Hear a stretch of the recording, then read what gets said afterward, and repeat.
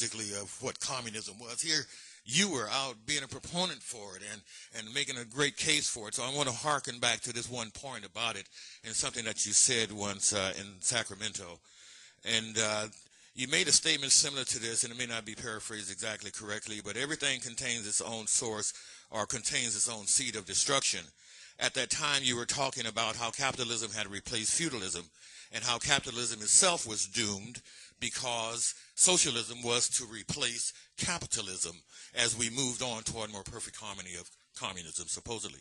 My question to you is today, do you still see on the horizon the end of capitalism or the end of the idea of private property or the private rights over the rights of the many? Is that still one of your charges, is still one of your issues of concern?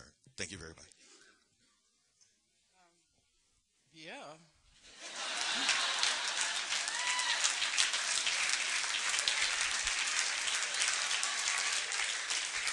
I mean, if I believed that we were doomed to live forever with capitalism, I don't know, what would I do? If I truly believe that, I don't think that I could continue to struggle in this way. And it's not only a question of belief. I mean, in a sense, that the point that you made, that you said I said. Well, you all also know that Marx said it. About the contradictions within capitalism also pointing toward another possibility, towards other possibilities. And I see that. I see that now more than ever before. And I think it is particularly important for us not to assume that the dismantling of what we used to call the socialist community of nations was, as a matter of fact, tantamount to the eternal victory of capitalism. Capitalism may have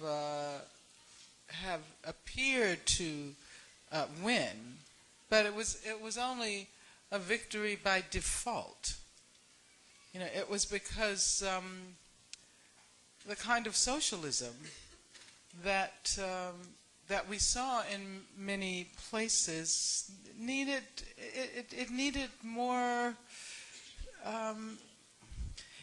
It needed to be engaged with critically. It needed a bit more democracy there. It needed a bit more here and there. But fundamentally, we should not forget the lesson that there were huge numbers of people in the world, not only in Cuba, for example. There were huge numbers of people in the world once who did not have to worry about how they were going to pay for their education. Huge numbers of people in the world who did not have to struggle to find money to pay rent. I mean, even those of us who are doing well, we pay an inordinate percentage of our wages and salaries just in order to live in the spaces that usually serve the purpose of creating some kind of space for us to rest long enough to recover so we can go back to work. And that, so let's not forget that. Health care, where health care was not a commodity. And I mean, this is one of the reasons why I think it is so important to support Cuba, especially at this moment, especially now.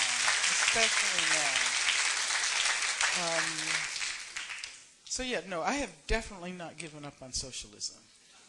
Definitely not given up on socialism.